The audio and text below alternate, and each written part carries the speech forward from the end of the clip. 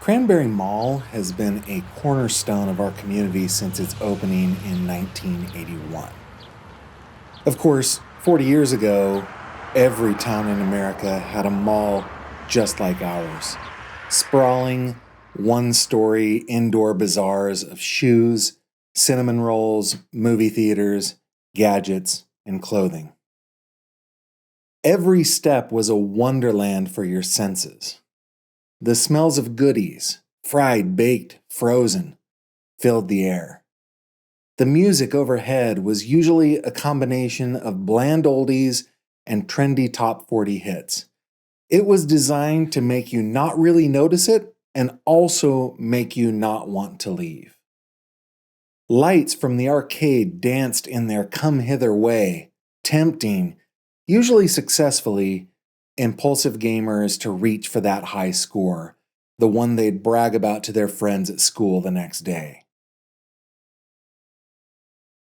This is what Cranberry Mall was for our area in 1981, and for at least a couple decades after.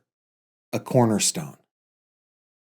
But a visit to the mall now is not so much a trip down memory lane as it is a fall into one of its parking lots' hundreds of potholes.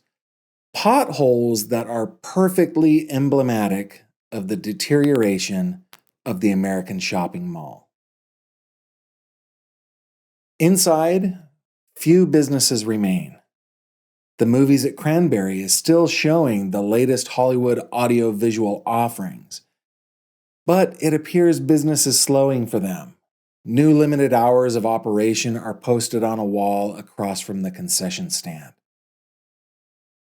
At the other end of the mall, Joann's Fabrics is open for business. It's the only business that's open on this side of the mall during my visit on Tuesday morning. Its welcoming lights spill out into the dim, tiled walkway where most of the lights are turned off, and gates cover empty spaces where thriving businesses used to sell dishes and alarm clocks and bedspreads and shirts and ties. It's at this moment that it occurs to me. It's getting close to lunchtime, but I can't smell a single slice of pizza, or an orange Julius, or a hamburger. I turn around and start walking toward the food court. It's back on the other side of the mall, near the theater. To get there, I'll pass two large spaces that were once occupied by JCPenney and the Bon-Ton. Outside, their signs are still on the walls, but their spaces are largely empty. Just a few countertops and old display cabinets.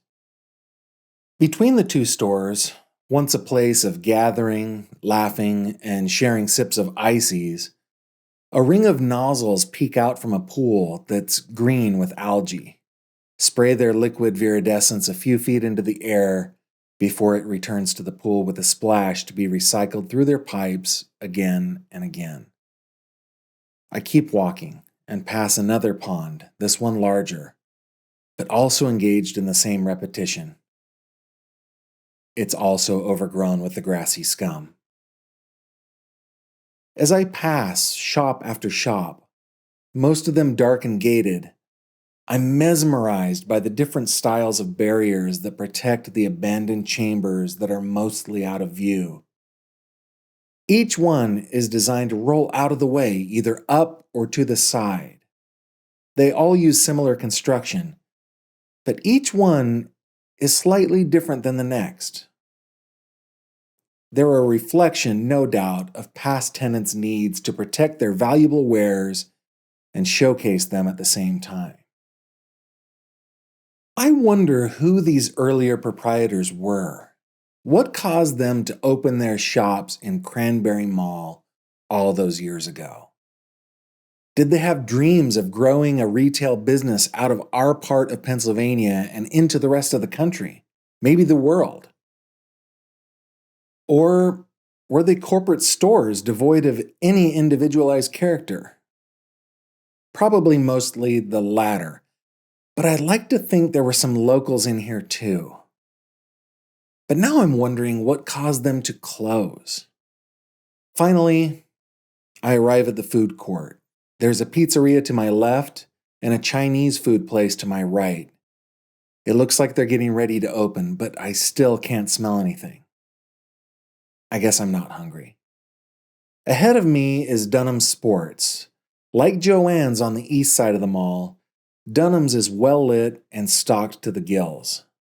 It's like I walked through a darkened desert from oasis to oasis. As I'm standing there, I look to my left and I see Cranberry Place, a senior center run by Community Services of Venango County. I was right. This is an oasis. Walking through the Cranberry Mall actually brings a flood of emotions back to me, starting with nostalgia for the times when I was a teenager and I would go to the mall. Of course, when I went to the mall, it was a place that was busy, was packed. I would usually run into my friends and there was a lot to do, a lot to buy. These days in the Cranberry Mall, all I'm hearing is the occasional parent calling their child, the buzz of the overhead lights, and the echo of my own voice. This week, news broke that the mall, our mall, was once again listed for sale on LoopNet. Not surprising considering all the stories of shop owners fleeing or being kicked out of the mall. Apparently, it gets listed every year or two. The listing is by Keller Williams of Beverly Hills, which reminds me, the mall is managed by Los Angeles-based Oakwood Management Group, Inc. It shows all the particulars of the property, square footage, acreage, zoning, the whole 9 yards. It talks about all of the things that the mall could be, and they're all very Californian. A cannabis cultivation facility, a logistics facility, a self-storage center, mixed-use multifamily and retail spaces. I mean, it reads like the kind of listing I used to see back in my hometown of Sacramento. Everything has to be mixed use. My friends used to tell me, if you want to get drunk, all you have to do is pick up a California real estate magazine and take a shot every time you read mixed use. It's so urban and out of touch with us here in Seneca, Franklin, Oil City, and Clarion.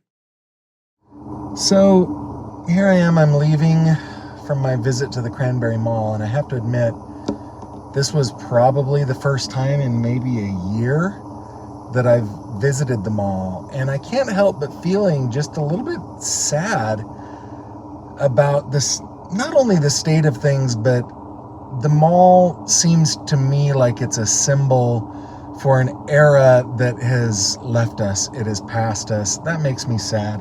It makes me sad also because our children see movies and TV shows from that were made at the time that I was growing up, and they see things and they want to experience that same experience of going to a place with lots of people, shopping, playing, throwing coins in the fountain, getting new shoes, seeing how fast you can run and how high you can jump in them. And our son really would like to visit an arcade.